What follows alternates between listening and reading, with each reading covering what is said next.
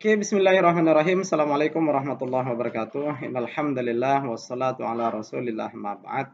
Adik-adik sekalian yang saya hormati, dimanapun Anda berada, mudah-mudahan sehat semuanya. Pada pertemuan kali ini, saya akan menjelaskan tentang hadis dhaif. Seperti apa pengertian hadis dhaif itu, lalu bagaimana cara beramal dengan hadis dhaif, boleh atau tidak.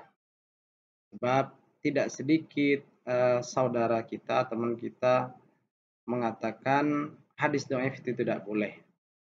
Barang siapa yang beramal dengan hadis dhaif itu berarti beramal dengan sesuatu yang tidak dari Nabi. Bid'ah, seperti itu ya. Biasanya seperti itu. Oke, apa yang disebut dengan hadis dhaif? Kalau di dalam kitab Taisiru Mustalahil Hadis karangannya Mahmud Tahan ini, apa yang disebut dengan hadis dhaif itu adalah diddul qawi, lawan dari kuat. Jadi artinya berarti apa? Lemah. Jadi hadis dhaif itu secara sederhana artinya adalah lemah, ya. Hadis seperti ini maksudnya adalah tidak kuat untuk dijadikan dalil, dijadikan landasan untuk menetapkan atau memutuskan segala sesuatu yang berkaitan dengan akidah, syariah, hukum halal dan haram. Itu secara bahasa ya. Kemudian secara istilah itu apa? Masih di dalam kitab ini, yaitu adalah al-haditsud dhaif huwa malam yajtami' fihi sifatus sahih wala sifatul hasan. Yakni hadis dhaif adalah hadis yang tidak memenuhi kriteria hadis sahih dan hadis hasan. Jadi kalau sudah tidak memenuhi kriteria hadis sahih, hadis hasan, maka itu masuklah kepada kategori hadis dhaif, seperti itu adik-adik sekalian. Sedangkan tentu kita harus paham juga kriteria hadis sahih itu seperti apa, hadis hasan seperti apa, atau minimal syarat-syarat daripada hadis sahih itu apa. Saya akan jelaskan singkat saja. Syarat hadis sahih itu ada 5. Yang pertama adalah sanadnya bersambung. Kedua adalah perawinya adil. Ketiga adalah perawinya dzabit atau kuat ingatannya. Yang keempat adalah tidak syadz. Dan yang kelima adalah tidak berelat. Itu adalah syarat hadis sahih. Hadis sahih ya. Kalau hadis hasan itu adalah dari 5 tadi itu memenuhi unsurnya semua kecuali di dalam kedzobitannya. Jadi sanadnya bersambung, perawinya adil, tapi kurang kuat hafalannya, ingatannya kurang kuat, lemah ingatannya, kedzobitannya, juga tidak janggal dan tidak syadz, maka kalau kurang kuat ingatannya turun dari derajat hadis sahih menjadi hadis hasan. Lah, kalau hadis dhaif itu berarti tidak memenuhi 5 standar tadi. Oleh sebab itu, adik-adik sekalian, kalau sudah tidak memenuhi dari 5 syarat hadis sahih tadi, maka tentu itu memunculkan hadis dhaif. Misalnya, atau macam-macam hadis dhaif, misalnya adalah dari tidak bersambungnya sanad misalnya, atau karena sanadnya tidak bersambung. Kan kalau hadis sahih yang pertama adalah sanadnya bersambung. Kalau sanadnya tidak bersambung berarti itu sudah tidak sahih atau dhaif. Misalnya adalah yang pertama adalah karena sanadnya tidak bersambung itu adalah hadis munqati. Yakni hadis munqati itu adalah salah satu perawinya terputus. Baik dari atas, dari bawah, atau dari tengah, itu apabila terputus satu perawi saja, maka disebut sebagai hadis munqati. Kemudian yang kedua adalah hadis mu'dhal. Hadis mu'dhal itu adalah apabila perawinya terputus dua secara berurutan, baik dari atas, dari bawah, atau dari tengah. Yang terpenting itu adalah bersamaan dua perawi, maka disebut dengan hadis mu'dhal. Jadi dari segi sanadnya tidak bersambung, memunculkan pertama tadi hadis mengkoti, kemudian yang kedua adalah hadis mu'dhal, dan yang selanjutnya itu adalah hadis mursal. Hadis mursal ini adalah hadis yang diriwayatkan oleh tabi'in, disandarkan kepada baginda Rasul Shallallahu Alaihi Wasallam dengan bersabda, misalnya Rasulullah itu mengeraskan suara talbiyahnya. Tentu kalau tabi'in yang berkata demikian, maka hadisnya hadis mursal. Kenapa? Karena tabi'in itu tidak bertemu dengan Rasul Shallallahu Alaihi Wasallam. Ini hadis do'ef yang disebabkan karena tidak bersambungnya sanad. Ini di layar ini juga ada. Ya, kalau di layar ini dibagi ya. Itu yang pertama mu'allaq, mursal, mu'dhal, munqati. Nah, yang selanjutnya yang keempat adalah hadis di sini ada hadis mu'allaq. Ya, ini apa yang disebut dengan hadis mu'allaq?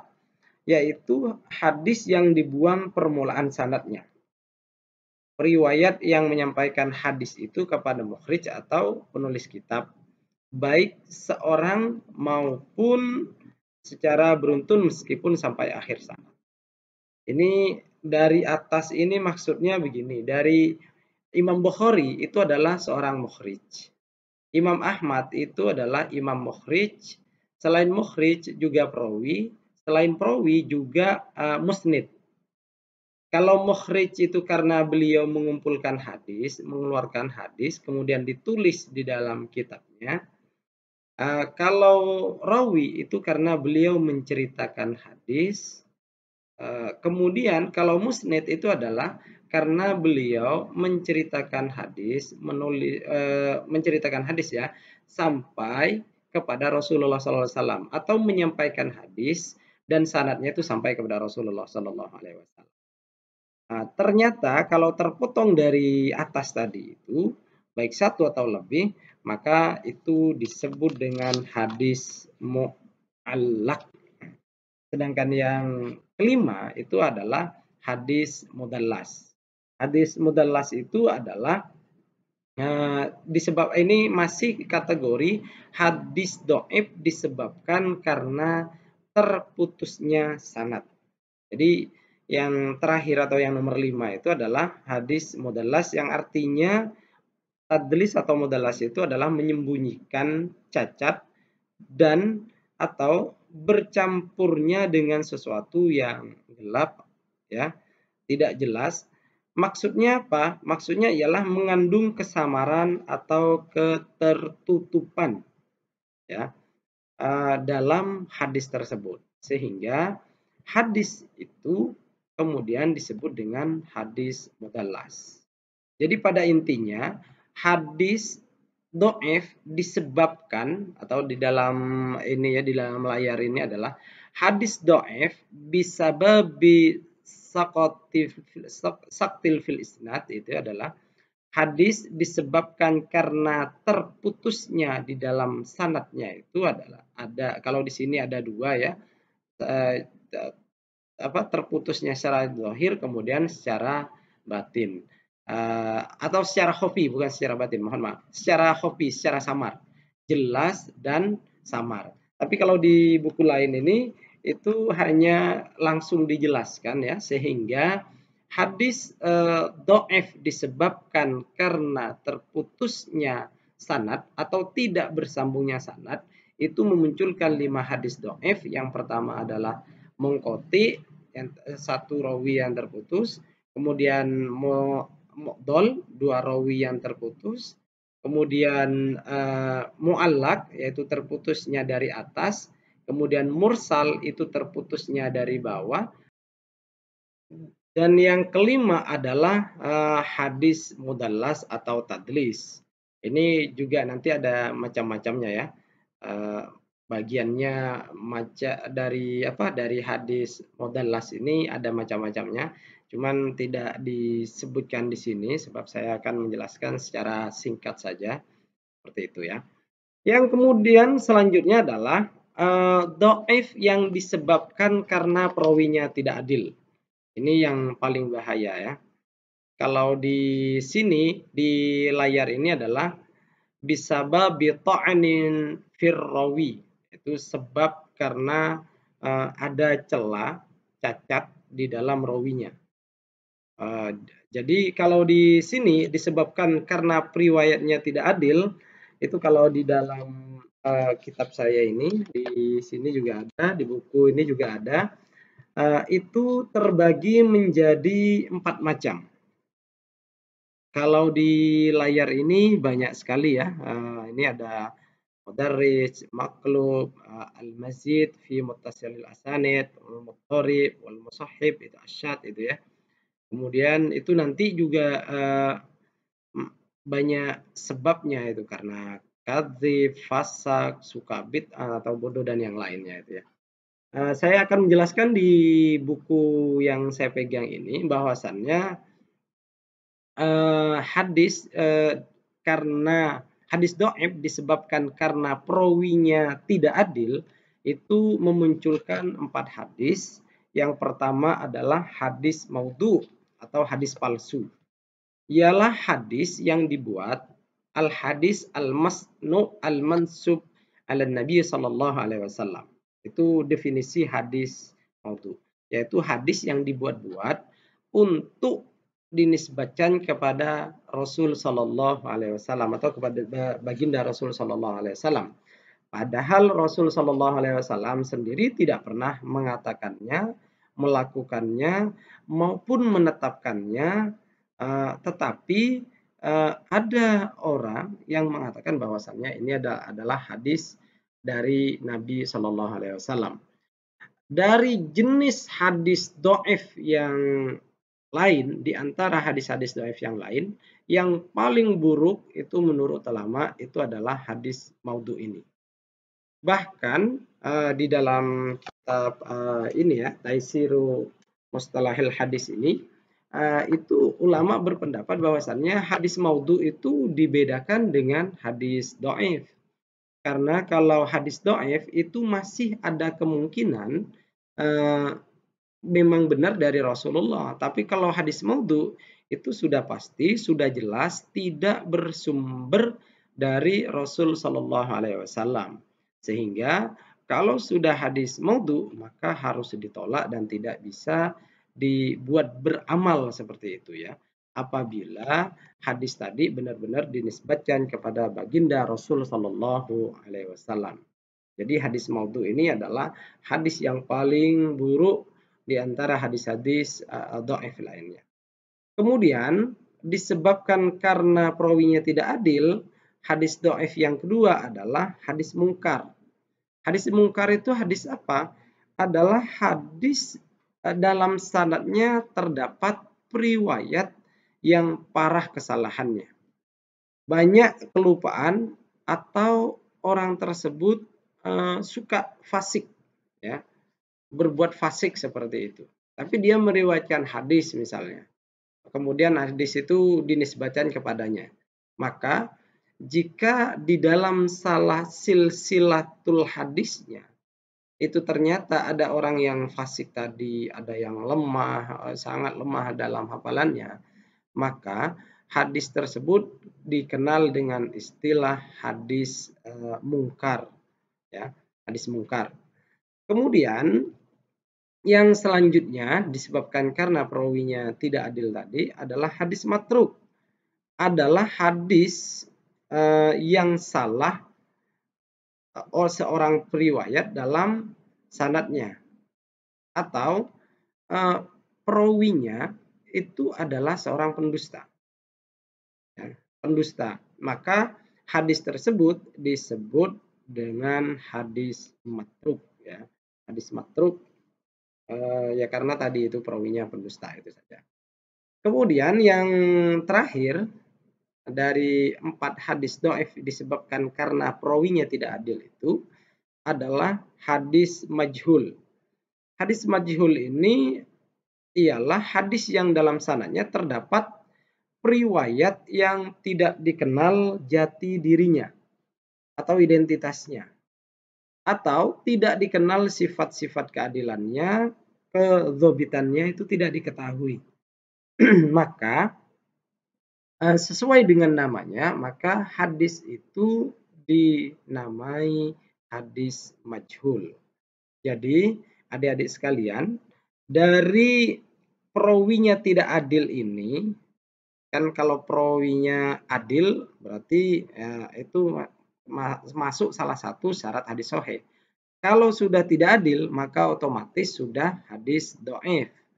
Dari perawi yang tidak adil ini memunculkan 4 hadis dhaif. Yang pertama hadis maudhu, yang kedua adalah hadis mungkar, yang ketiga adalah hadis matruk, yang keempat adalah hadis majhul, seperti itu.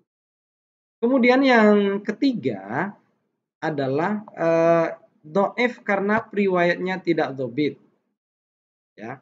Tidak dzabit ini disebabkan karena riwayatnya memang kurang kuat hafalannya.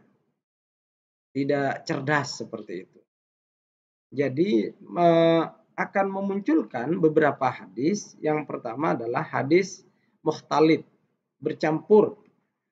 Ialah hadis yang periwayatnya buruk hafalannya karena lanjut usia misalnya, atau tertimpa bahaya, terbakar atau hilang kitab-kitabnya, sehingga bercampur baur seperti itu ya hadisnya, tidak jelas, sehingga disebut dengan hadis mukhtalid. Yang selanjutnya adalah hadis mudraj. Mudraj itu ialah hadis yang mengandung tambahan atau sisipan pada sanad atau matannya. Yang bukan bagian daripada hadis sehingga tidak bisa dibedakan dan diduga semuanya adalah hadis, padahal bukan hadis seperti itu. Ini adalah hadis mudraj. Ya. Jadi bimbang dan ragu itu perawinya, kemudian diriwayatkan saja hadis itu, padahal itu bukan bukan bagian dari hadis itu ya. Jadi hadis dhaif disebabkan karena tidak dzabit itu. Yang pertama tadi adalah hadis mukhtalid, yang kedua adalah mudraj, dan yang ketiga adalah hadis maklub. Ialah hadis yang mengganti suatu lafal dengan lafal lain pada sanad atau pada matan dengan cara mendahulukan atau mengakhirkannya. Di maklub itu dari kolaba ya, mengganti. Yang kemudian adalah hadis yang selanjutnya nomor 4 itu adalah mudhorib ya, ialah hadis yang diriwayatkan dalam beberapa bentuk yang berbeda dan saling bertentangan antara satu dengan lainnya dan tidak dapat dikompromikan atau ditarjih karena sama kuatnya atau karena ya tentu sama kuatnya ya. Kalau sama buruknya, kalau udah buruk ya enggak usah ditarjih, sama-sama buruk gitu. Tapi kalau sama-sama kuat maka perlu ditarjih mana kira-kira yang lebih kuat seperti itu ya. Kemudian yang kelima dari perawinya kurang lebih tadi itu munculkan hadis dhaif yang disebut dengan mushahhaf. Ialah hadis yang berbeda dengan hadis lainnya karena adanya perubahan. Perubahan titik misalnya pada suatu kata, sedang bentuk tulisannya tidak berubah. Tulisannya tidak berubah. Misalnya taroktu berubah jadi tarokna gitu. Jadi berubah tulisannya itu ya.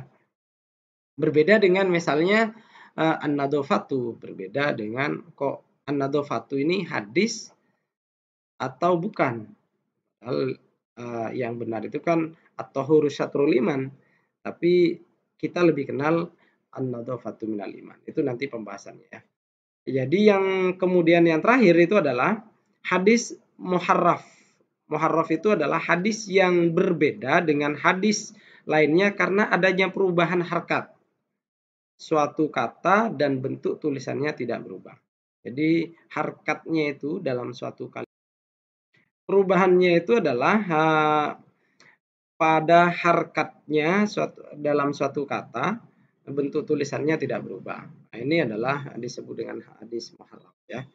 Jadi dari hadis yang dari disebabkan karena kurang dzabit itu memunculkan hadis dhaif, yaitu hadis dhaifnya itu ada 6 macam. Yang pertama tadi adalah mukhtalid, yang kemudian mudraj, yang ketiga adalah maklub, yang keempat adalah mudharib, yang keempat adalah yang kelima ya. Yang kelima adalah mushahhaf, yang kelima adalah muharraf itu.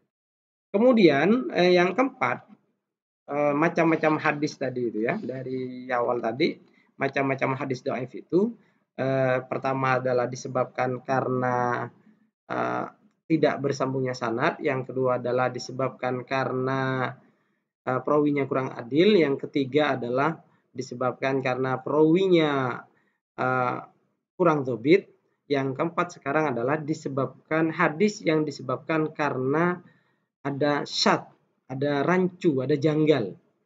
Itu di sini ulama tidak membagi menjadi berapa macam gitu ya. Tapi intinya hadis dhaif apabila sudah hadis apabila sudah rancu, tidak jelas, ada kejanggalan itu. Misalnya hadis yang diriwayatkan oleh periwayat yang bisa diterima periwayatannya tetapi menyalahi riwayat orang yang lebih unggul darinya, lebih baik darinya, lebih dipercaya darinya. Maka hadis itu ada kejanggalan di dalam hadis tersebut. Itu tidak disebutkan, tidak diberi nama hadis apa itu. Tetapi intinya adalah hadis dhaif yang disebabkan karena ada kerancuan, ada kejanggalan, maka itu disebut nanti hadis dhaif gitu. Kemudian yang kelima, macam hadis dhaif dikarenakan ada ilat, maka hadis tersebut disebabkan karena ilat itu misalnya diantaranya hadis mu'allal misalnya, yaitu hadis yang di dalamnya terdapat ilat yang merusak kesahihannya, padahal secara lahiriahnya selamat dari kekacauan. Tetapi karena ada ilatnya tadi, maka hadis itu kemudian menjadi cacat seperti itu. Kemudian adik-adik sekalian, klasifikasi hadis. Ini tentu nanti hadis dhaif itu apakah semua hadis dhaif mardud, tertolak atau makbul, tentu itu diklasifikasikan ya, dibagi gitu ya. Sehingga ulama kemudian ada hadis dhaif yang makbul diterima, kemudian ada hadis dhaif yang mardud ditolak. Yang pertama misalnya hadis dhaif yang diterima itu adalah hadis dhaif yang ringan. Maksudnya hadis dhaif yang ringan itu adalah kedhaifannya dapat berubah kualitasnya karena mendapat dukungan dari kitab lain misalnya, atau mendapat dukungan dari riwayat lain atau dari hadis-hadis lainnya yang kandungan maknanya sama sehingga nanti bisa berubah menjadi hasan li ghairihi. Artinya ada pendukung seperti itu yang lebih kuat menjelaskan tentang hadis dhaif tadi sehingga naik derajatnya yang kemudian disebut dengan hasan li ghairihi. Nah, inilah yang kemudian dikenal dengan istilah hadis dhaif ringan. Jadi hadis dhaif ringan itu tentu makbul diterima gitu ya. Nah, salah satunya adalah hadis yang dianggap ringan oleh para ulama itu adalah hadis yang disebabkan karena tidak bersambungnya sanadnya. Nah, itu bisa menjadi hadis dhaif ringan sehingga bisa diterima seperti itu. Jadi apakah bisa dimanfaatkan, apa bisa digunakan, apa bisa beramal dengan hal yang seperti ini? Nah, tentu nanti penjelasannya ke belakang gitu ya, di belakang. Tetapi pada intinya di sini ada hadis dhaif ringan itu yang kemudian makbul diterima, kemudian ada hadis dhaif yang berat, itu hadis dhaif berat itu adalah maksudnya hadis dhaif yang kedhaifannya bersifat paten, tidak dapat berubah kualitasnya, walau sebanyak apapun hadis sahih lainnya yang semakna dan mendukungnya. Hadis dhaif yang paling parah atau kelas berat adalah hadis maudhu atau hadis palsu. Hadis dhaif atau berat tidak berubah kualitasnya disebabkan kualitas moral periwayatnya. Cacat, kemudian tertuduh dusta, kemudian fasik, atau hafalannya rusak sehingga ikhtilat tadi itu, maka hadis-hadis yang seperti itu tidak bisa dijadikan landasan ataupun dijadikan hukum. Kemudian jadi tadi ada dua, yaitu hadis ringan itu berarti makbul diterima, kemudian hadis dhaif yang berat itu mardud itu ditolak. Contoh-contohnya adalah misalnya hadis ringan yang bisa dijadikan landasan oleh kita atau dalil oleh kita. Salah satunya misalnya hadis tentang i'mal lidunyaka ka'annaka ta'ishu abadan wa'mal li akhiratika ka'annaka tamutu ghada. Bekerjalah untuk duniamu seakan kau hidup selamanya. Ya. Bekerjalah untuk akhiratmu ka'annaka tamutu ghada. Dan beramallah untuk akhiratmu. Bekerjalah itu maksudnya beramallah untuk akhiratmu seakan-akan engkau mati esok. Ini menurut ulama hadis ini dhaif, tapi hadisnya ringan. Tapi bagi mohon maaf Syekh Albani itu menilai riwayat ini bukan hadis Nabi.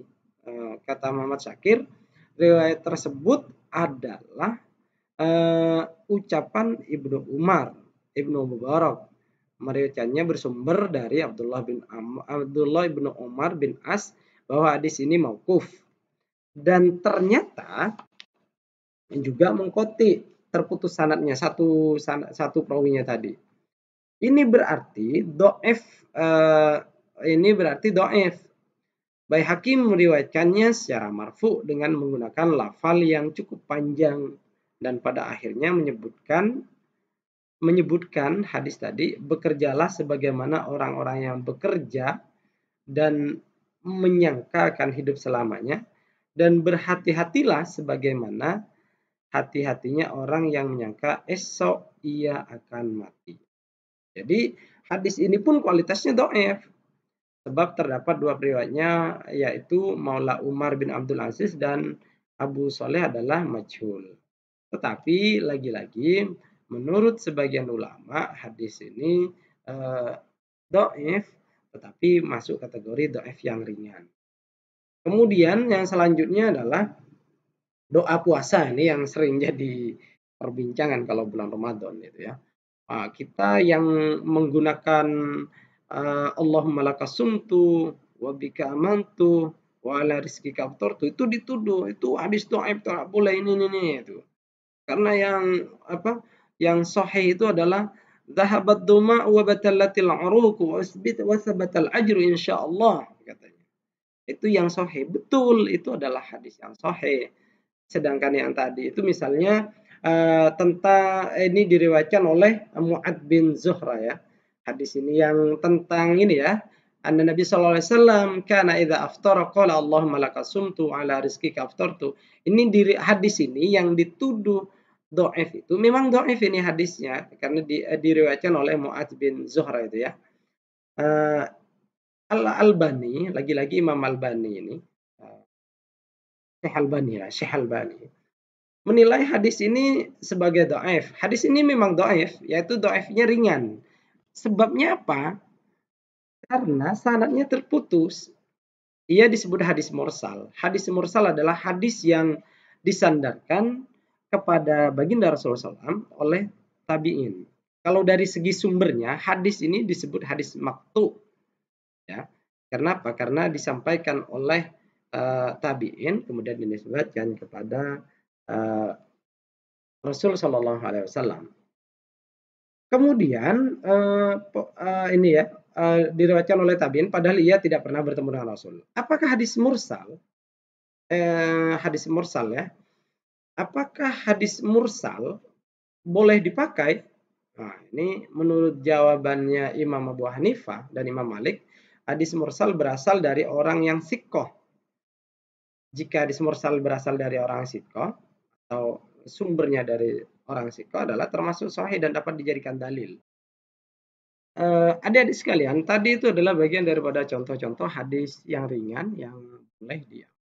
Kemudian ada beberapa contoh hadis yang berat, ya, hadis dhaif yang berat, yang tentu ya kita harus hati-hati. Tentu ini karena berat, ini bagi saya katakan tadi ulama banyak yang menolaknya seperti itu ya.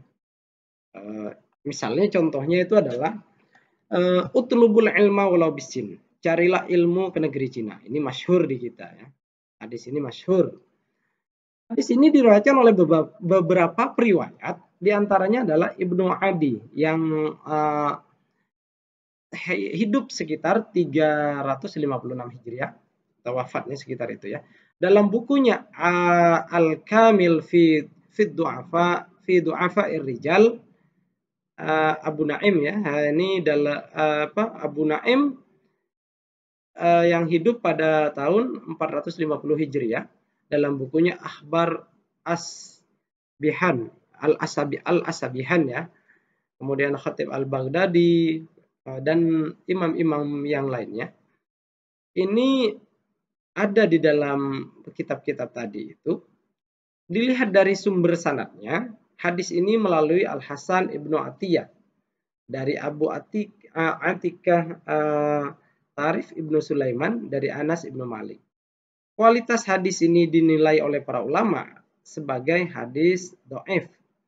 Kedhaifan hadis ini disebabkan salah seorang periwayat dalam sanadnya bernama Abu Atikah Tarif Ibnu Sulaiman. Abu Atikah itu dinilai oleh kritikus hadis, orang yang suka kritik hadis atau naqdul hadis ya, naqdul hadis seperti Al-Uqaili. Hadis itu adalah hadis yang mardud, tertolak. Bukhari menilai bahwa hadisnya mungkar, Imam Bukhari ini maksudnya. Imam An-Nasai menilai hadisnya tidak kuat. Abu Hatim menilai hadisnya zahib atau dibuang. Kata As-Sulaimani, Abu Atikah dikenal pernah memalsukan hadis. Ahmad bin Hambal yang hidup pada tahun 243 Hijriah itu wafatnya beliau, tidak mengakui hadis tersebut. Ini menunjukkan bahwasannya hadis tadi itu adalah hadis dhaif, dan hadis dhaifnya adalah hadis dhaif yang berat. Sehingga tidak kalau udah ulama mengatakan demikian, itu adalah tentu itu tidak boleh kita ikuti ya. Kita mengikuti apa yang dikatakan ulama. Kalau misalnya ada orang bertanya, ya menurut imam ini begini, imam ini begini, seperti itu. Oh, ini pernah di salah satu perawinya itu tadi Atikah itu ternyata pernah memalsukan hadis. Nah, tinggal buat seperti itu.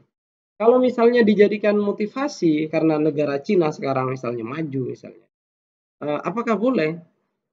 Bisa, karena sampai saat ini kan mungkin karena banyak orang yang sadar tahu bahwasannya hadis tadi itu dianggap la isnada lahu misalnya, atau mungkar tadi itu matruk gitu ya, hadis tadi itu.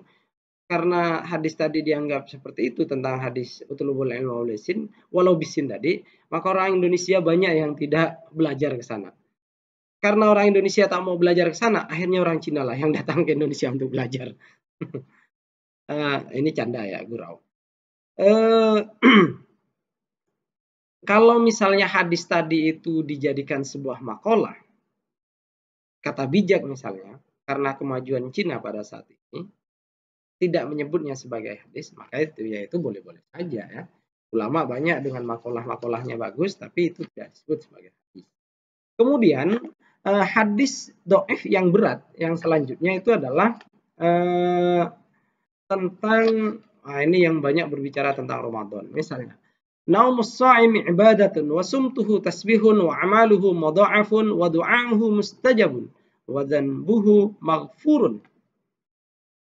Tidurnya orang puasa adalah ibadah, diamnya adalah tasbih, amalnya dilipat gandakan atau pahalanya.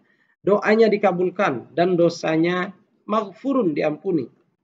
Hadis ini diriwayatkan oleh Baihaqi dalam kitabnya Syu'ab al-Iman ya, kemudian dikutip As-Suyuti. Kemudian juga dalam kitab Lubab Al-Hadis dan Al-Jami' As-Shaghir, Muhammad Nawawi Al-Bantani dalam bukunya Tanqihul Qaul ya, Al-Hasis ya, mengomentari dan menilai hadis tersebut sebagai hadis dhaif. Ini bisa dicek oleh teman-teman sekalian kalau tidak percaya. Tanqihul Qaul Al-Hasis karangannya Imam An-Nawawi Al-Bantani. Al-Baihaqi sendiri yang meriwayatkannya sudah menjelaskan bahwa dalam sanad hadis ini terdapat riwayat bernama Ma'ruf ibnu Hisan yang dhaif. Selain itu, ada juga riwayat lainnya bernama Sulaiman ibnu Amr An-Nakhai, dinilai sebagai Al-Kazzab, sebagai pendusta. Kritikus hadis lainnya menilai sebagai pendusta dan pemalsu hadis. Demikian dijelaskan oleh Al-Manawi dalam kitab Faidul Qadir ya, Faidul Qadir. Dengan demikian, hadis ini adalah sangat dhaif, bahkan mendekati level palsu. Juga banyak sekali yang masih terkait dengan hadis-hadis dhaif yang berat ini. Salah satunya juga ini adalah awwalu syahr Ramadan rahmatun wa awsatuhu maghfiratun wa akhiruhu itqun minan nar. Ini juga bagian daripada hadis dhaif yang berat. Atau juga lau ta'lamu ummati ma fi Ramadan latamannau anna kullasana Ramadan. Ini juga ya. Kemudian juga di sini kadal faqru ayyakuna kufran. Nah, ini juga dinilai sebagai hadis-hadis dhaif, tetapi dhaifnya itu adalah dhaif yang berat, yang tentu tadi itu kalau kita sudah paham, sudah tahu, maka harus dihindari menyebut sebagai hadis seperti itu.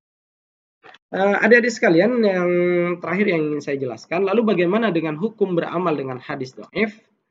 Nah, ini dibagi menjadi 3 hukum, bisa dicek, dilihat di sini di layarnya ini. Kemudian di dalam kitab ini juga dijelaskan bahwasannya hukum beramal dengan hadis dhaif itu pertama, pendapat pertama adalah boleh secara mutlak. Entah itu akidah, hukum Islam, halal dan haram, itu boleh. Itu pendapat yang pertama.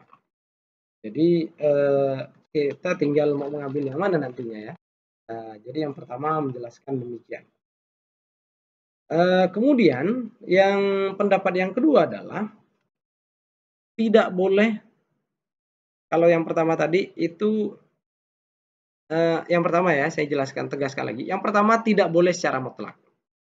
Artinya tidak boleh baik itu dalam, apalagi dalam akidah, halal dan haram, syariah dan yang lainnya, itu tidak boleh secara mutlak. Kemudian pendapat yang kedua boleh secara mutlak. Kebalikannya yang pertama. Kalau boleh secara mutlak itu apa? Baik itu dalam akidah, halal dan haram, itu maka itu boleh secara mutlak. Dan yang ketiga itu adalah dipilah. Ya, ini boleh beramal dengan hadis dhaif, tetapi hadis dhaifnya itu hanya di dalam fadhailul a'mal, motivasi untuk beribadah. Fit targhib wa tarhib, ada juga yang menambahkan seperti itu.